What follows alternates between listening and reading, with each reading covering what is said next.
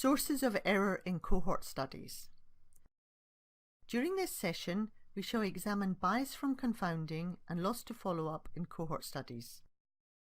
Confounding is a type of systematic bias, and it occurs when the effects of two exposures are closely associated, and therefore it's incorrectly assumed that the effect is due to one exposure when in fact it is due to the other.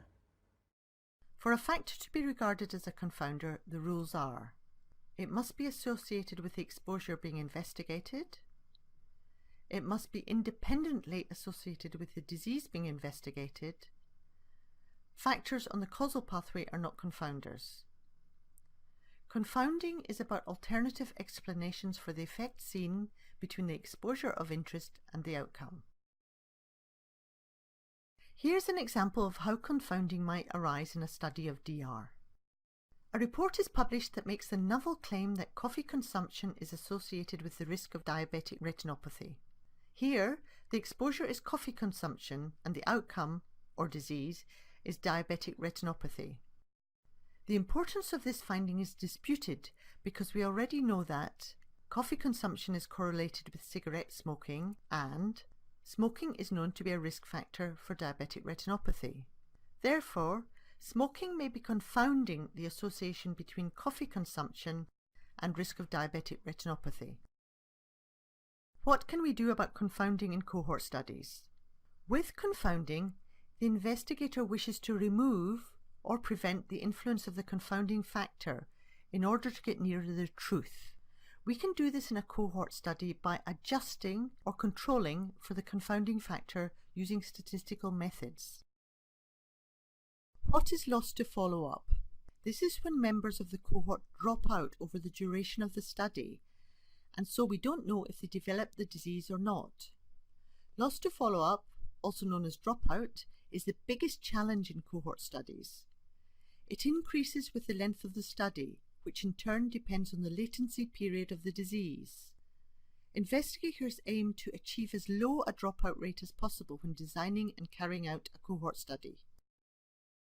If information on outcome, for example development of DR, is not collected for every subject, it can make the results of the study uninterpretable. Knowing the outcome is vital for the success of a cohort study.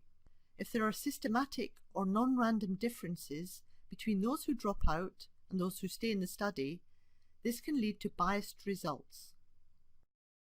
Let's illustrate this issue of dropout with an example from our DR cohort study.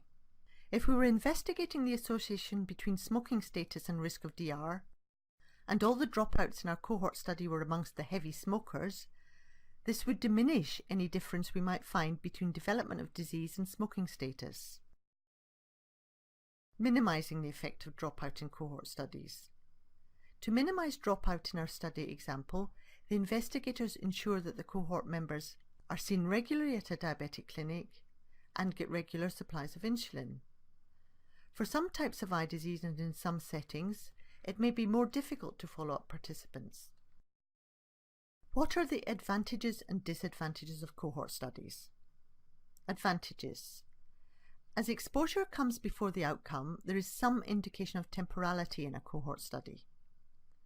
They can be used to study multiple effects, more than one outcome, of one exposure. They are good for the study of rare exposures. We can use them to measure the incidence of a disease. Disadvantages. Cohort studies are generally expensive and can take a long time, depending on the exposure and disease outcome being studied. They are not good for rare outcomes as this requires a very large sample size. Loss to follow-up can be a problem. In summary, you should now understand how confounding can distort the results of a study, how loss to follow-up can affect the results of cohort studies if not addressed in the study design.